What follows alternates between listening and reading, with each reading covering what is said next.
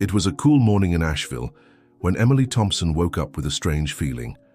At 35 years old, the experienced veterinarian was in her 7th month of pregnancy, and her sharp instincts, honed over years of working with wild animals, warned her that something was different that morning. As she prepared her chamomile tea in the rustic kitchen of her countryside home, her eyes were drawn to something outside the window.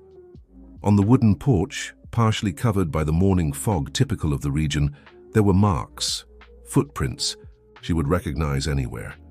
"Daniel," she called, her voice trembling slightly. "Come see this." Daniel, her husband, a 38-year-old environmental engineer, appeared while still adjusting his tie, getting ready for another day of work at the local city hall. "What is it, love? Are you feeling something?" "Look at this," Emily pointed to the marks on the wooden deck. "These are footprints of a maned wolf." Daniel approached, examining the marks skeptically. "It could be any animal from the forest, Em. You know we have a lot of wildlife activity around here." But Emily recognized those marks. They were identical to the ones she had documented years ago when she cared for Shadow, the maned wolf she had rescued from traffickers. The animal had arrived at her rehabilitation center nearly dead, with severe injuries and malnourished. For 6 months, she dedicated her life to his recovery, forming a bond that transcended the relationship between veterinarian and patient. "Those are his tracks, Daniel. They belong to Shadow." "Emily, it's been 7 years. It's practically impossible for it to be the same animal," Daniel argued gently. But something inside her knew. It was as if all those years of experience with wild animals had developed a 6th sense. The past few weeks had been different. The nighttime sounds were more intense, the shadows that seemed to move at the edge of the forest, and now, these tracks. That same afternoon, while organizing her files in the makeshift clinic she kept at home, Emily found Shadow's old records. The photos from the recovery process still moved her. She remembered every moment. The first day he accepted food from her hand, the first time he responded to her call, the sparkle in his eyes when he was finally able to run freely in the rehabilitation enclosure. The sound of the phone snapped her out of her thoughts. It was Olivia, her assistant at the city's animal clinic. "Dr. Emily, you need to see this. 3 wild animals arrived today, all showing signs of attempted capture. There's something strange happening in the area." The news made her heart sink. Over the past few months, there had been a significant increase in cases of injured animals arriving at the clinic. Coincidentally, this began after the announcement of Victor Blackwood's new real estate project, a businessman who planned to build a luxury resort in the area. That evening, as they were having dinner, Daniel seemed worried. "I had a tough meeting today," he commented, playing with the food on his plate. "Blackwood is pushing for the project to be approved quickly. He has strong connections at City Hall." "And what are you going to do?" asked Emily, already knowing the answer from her husband's expression. "The project will destroy a significant area of native forest. I can't approve something like that, Em." "But Blackwood, he's not the type of person who takes no for an answer." That night, lying in bed, Emily heard it. It was distant, almost imperceptible, but it was there. A lone howl cutting through the silence of the night. Her heart raced. She knew that sound, she knew that voice. It was Shadow, she was sure. She got up quietly, not wanting to wake Daniel, and went to the window. The full moon illuminated the garden and the edge of the woods. For a moment, she thought she saw a familiar silhouette, moving among the trees. Instinctively, she placed her hand on her belly, feeling the baby's movements. "You feel it too, don't you, little one?" she whispered to her belly. "There's something special happening here." What Emily didn't know was that this night would mark the beginning of a series of events that would change her life forever. The footprints on the porch were just the start of a story that would blend love, protection, and the power of the connection between humans and animals in a way she could never have imagined. If this story intrigued you, don't forget to subscribe to our channel and hit like. Let us know which city you're watching from, and let's continue. Emily's peaceful routine began to shift subtly in the following weeks. The nightly howls became more frequent, and she started noticing small, unsettling details: broken branches in unnatural patterns on the trails near the house, tire marks in unusual places, and most concerning, human footprints mixed with those of wild animals. One morning, while taking her usual walk around the estate, something metallic caught her eye. Hidden among the foliage, she found a sophisticated surveillance camera, carefully camouflaged. Her heart raced. With trembling hands, she removed the memory card. In the office, she watched the recordings with a mix of excitement and apprehension. There he was, Shadow as majestic as ever, his orange fur glowing under the moonlight. The maned wolf looked more robust than she remembered, but his movements were unmistakable. The footage showed him circling the estate several nights in a row, as if standing guard. "Daniel needs to see this," she murmured to herself. But Daniel was increasingly absent, caught up in endless meetings at City Hall. When he got home, he seemed to carry the weight of the world on his shoulders. That night he finally opened up. "Blackwood is playing dirty, Emily. He found out about our history with Shadow." "What do you mean?" "He casually mentioned it during the meeting, said it would be a shame if something happened to the local wildlife, especially certain animals that have a history with some residents." Emily felt a shiver run down her spine. "Is that a threat?" "I think so. He wants to use Shadow's presence against us. If he can prove there's a dangerous predator roaming the area, it could strengthen the argument for building the resort." The next morning, Olivia called in a panic. "Dr. Emily, the animal clinic was broken into. They took all the files from the recent wildlife cases." The news hit like a bombshell. Emily rushed to the clinic, ignoring Daniel's protests about her advanced stage of pregnancy. The place was turned upside down, but curiously, only the files related to recent cases of injured animals had been taken. While tidying up the mess, she found a business card from Victor Blackwood that had fallen behind a cabinet. On the back, there were notes about dates, the same dates when the injured animals had arrived at the animal clinic. That afternoon, during a routine checkup with her obstetrician, Dr. Sophia, Emily couldn't focus. The doctor noticed her unease. "Is something else worrying you besides the approaching due date?" Emily hesitated, but eventually shared her suspicions. Sophia listened carefully, and to her surprise had important information. "My husband is an environmental lawyer.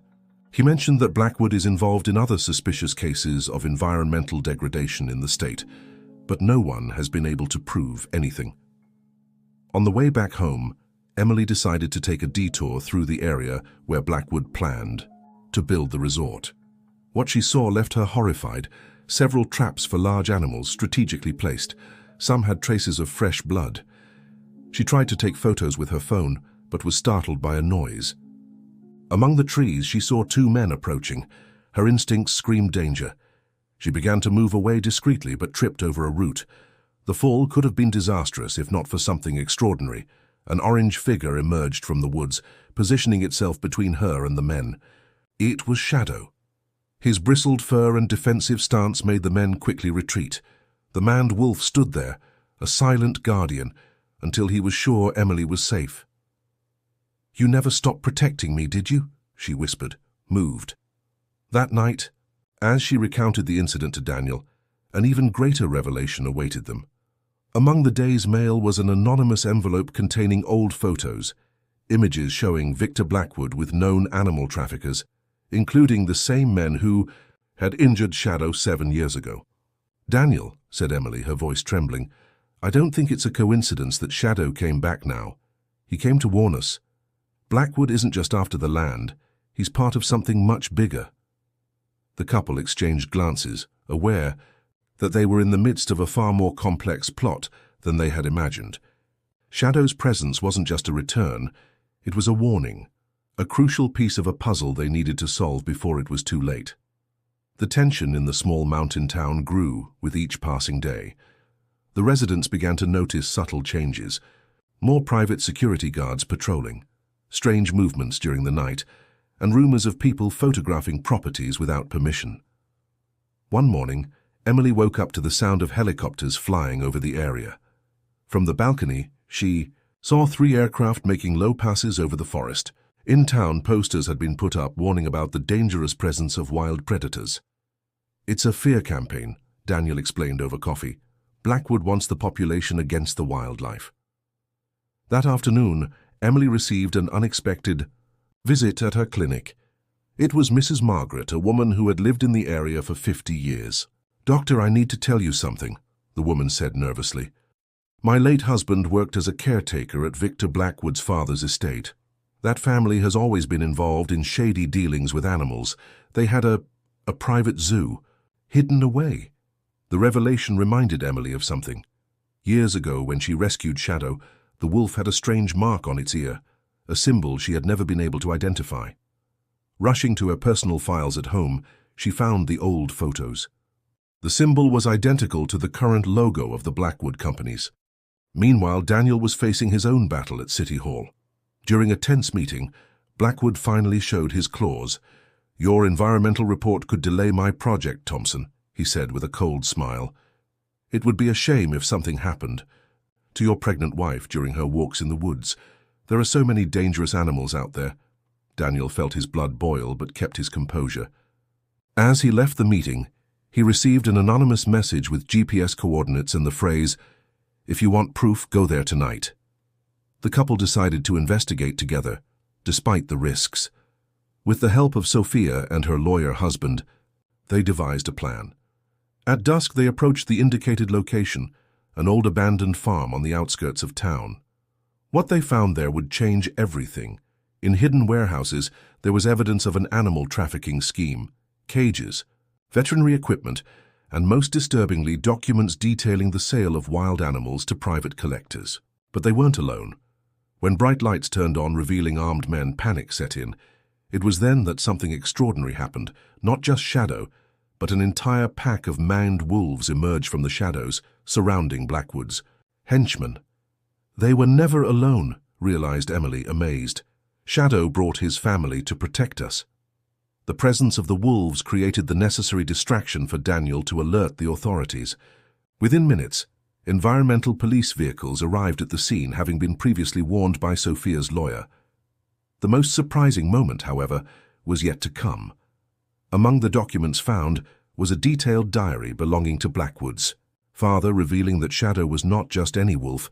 He was the offspring of a maned wolf that had been illegally kept in captivity at the Blackwood estate for years. When freed by Emily, he not only regained his freedom, but also his history. That night, as authorities combed the area, Emily watched Shadow and his pack from a distance. The maned wolf kept his eyes fixed on her, as if trying to say something. It was then that she felt the first contractions. "Daniel!" she called, holding her stomach. "I think our baby has decided they want to be part of this story too." Amid the chaos of the police operation, with sirens blaring in the background and flashes from photographers already beginning to arrive, Emily was rushed to the hospital. Throughout the journey, through the ambulance window, she could see orange, shadows running parallel to the road, Shadow and his pack, escorting her on her most important journey. If this story intrigued you, don't forget to subscribe to our channel and hit like. Tell us which city you're watching from, and stay tuned. The birth of Sophia, a name chosen in honor of the doctor who had helped them so much, coincided with the dawn of a new day in Asheville. While Emily recovered in the hospital, the town buzzed with news of the discoveries at the abandoned estate. Newspapers splashed headlines about the animal trafficking scheme, and the name Blackwood was on every page. But what truly captured the public's attention were the images of the maned wolves protecting the Thompson sanctuary. The photos, taken by journalists during the police operation, showed the animals in all their majesty, challenging the narrative of dangerous predators. In the hospital room, Emily was nursing Sophia when she received an unexpected visitor. It was Isabella Blackwood, Victor's wife, carrying an old briefcase. "I came to ask for forgiveness," she said, with tears in her eyes, "and to bring something you need to see." The briefcase contained documents and photos that revealed decades of environmental crimes committed by the Blackwood family. Isabella explained that she could no longer bear the weight of it all, and that Shadow's story had deeply moved her. "When I saw the photos of the wolves protecting you, I realized I was on the wrong side of history," she confessed. Meanwhile, Daniel was working tirelessly with the authorities. The evidence was undeniable. Besides animal trafficking, a scheme involving forged environmental licenses spanning the entire state had been uncovered. A week after Sophia was born, Emily returned home. The property had become a point of interest. Environmentalists, researchers, and curious onlookers wanted to visit the place where shadow wolves and humans had formed a unique alliance. It was during her first night back home that something magical happened. Sophia was restless, and Emily took her to the porch to calm her down. Under the moonlight, Shadow appeared at the edge of the garden, but he wasn't alone. Beside him, a shadow wolf and 3 small pups watched curiously. "He's formed his own family too," whispered Emily, moved. In the days that followed, an idea began to take shape. With the support of environmental organizations and using part of the money recovered from the Blackwood scheme, who had been arrested, the Thompsons began to transform their property. "It won't just be a sanctuary," Emily explained during a meeting with environmentalists. "It will be a center for environmental research and education, where people can learn about the importance of preservation without interfering with the natural habitat of the animals." The project gained momentum quickly. The story of Shadow went viral on social media, becoming a symbol of the fight for environmental preservation. Schools began scheduling visits. Researchers became interested in studying the unique behavior of that wolf pack, and the local community, which once feared wild animals, began to take pride in their presence.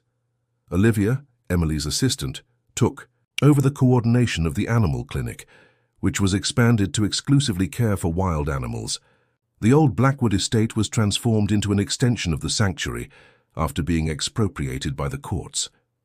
On a special afternoon when Sophia turned 3 months old, the family was gathered on the porch when all the maned wolves appeared. It was as if they had come to officially introduce their pups. The little wolf pups played under the watchful eyes of their parents, while Sophia, in Emily's arms, watched in fascination. "It's amazing how life turns around," commented Daniel, embracing his wife. "7 years ago you saved an injured wolf, and now he not only repaid us by saving our family, but also helped us create something much bigger." 5 years had passed since the events that transformed Asheville. The Thompson Sanctuary, as it became known, turned into a model of conservation and harmonious coexistence between humans and wildlife, not just in the United States, but internationally. On a sunny spring morning, Emily watched from the porch as Sophia, now 5 years old, played in the garden. The little girl had a special connection with animals, particularly with the maned wolves. Shadow, aged but still majestic, was often seen watching the child from a distance like a silent guardian. "Mommy, look!" shouted Sophia, pointing toward the edge of the forest. A young shadow wolf, likely one of Shadow's pups, had approached, curious about the ball Sophia was playing with. Emily smiled, remembering how things had changed. What was once feared was now celebrated. The Thompson Sanctuary had become a world-renowned research center, attracting scientists and conservationists from all corners of the globe. Daniel stepped out of the house holding a cup of coffee. "The governor called," he said. "He wants to use our conservation model as the basis for a new statewide environmental preservation policy." The news was yet another victory in a long list of achievements. Over the past few years, the Thompsons' work had inspired significant changes: the creation of ecological corridors linking different preservation areas, allowing the free movement of wildlife. An educational program that brought children from across the state for guided tours of the sanctuary, teaching them about the importance of biodiversity. A partnership with universities for advanced studies on animal behavior and ecology. The implementation of sustainable technologies that allowed for non-invasive monitoring of animals in their natural habitat. But perhaps the greatest achievement was the shift in the mindset of the local community. The residents, who once saw wild animals as a threat, now considered them a vital part of the ecosystem and the cultural identity of the region. That afternoon, the sanctuary would receive a special visit. A group of indigenous leaders from different ethnicities would come to learn about the work and share their ancestral knowledge on living harmoniously with nature. As they prepared everything for the reception, Emily reflected on how her life had changed. The veterinarian who once dreamed of making a difference in the life of one animal was now impacting entire ecosystems. The arrival of the indigenous leaders was a moment of deep emotion. Upon seeing the shadow wolves approaching, peacefully, Many of them had tears in their eyes. "You have restored the sacred balance," said Chief Tecumseh, one of the most respected leaders. "What you have done here is what our ancestors always taught us. We are part of nature, not its owners." During the visit, Sophia surprised everyone by naturally communicating with the animals, as if speaking a language only she and they understood. The indigenous leaders saw this as a powerful sign. "Your daughter carries the spirit of the forest," commented one of the shamans. "She will be a great guardian in the future." That evening, after the visitors had departed, the Thompson family gathered on the porch. The starry sky of Asheville shone brightly, and the nocturnal sounds of the forest created a natural symphony. Shadow appeared, as he did every night, watching the family from a distance. Emily noticed that he seemed older, wiser. She knew that. One day he would no longer be there, but his legacy would live on through his pack and the work they had built together. "You know," Emily said to Daniel, as Sophia fell asleep in her arms, "when I rescued Shadow so many years ago, I never imagined we'd be here today. It's as if that small act of compassion set off something much bigger than ourselves." Daniel nodded, holding his family close. "That's how change happens, isn't it? A small act of love can transform the world." As the night deepened, the howls of the shadow wolves echoed through the forest, no longer a sound of fear or mystery, but a song of hope. It was the sound of a future where humans and nature coexisted in harmony, a future that began with the love between a woman and a wounded wolf. At the edge of the forest, Shadow took one last look at the house before turning back to the woods. His work there was complete. He had not only repaid the favor to Emily, but also helped create a legacy that would last for generations.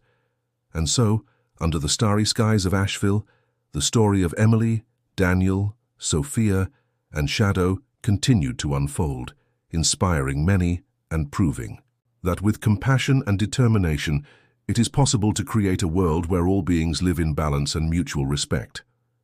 If this story intrigued you, don't forget to subscribe to our channel and hit like.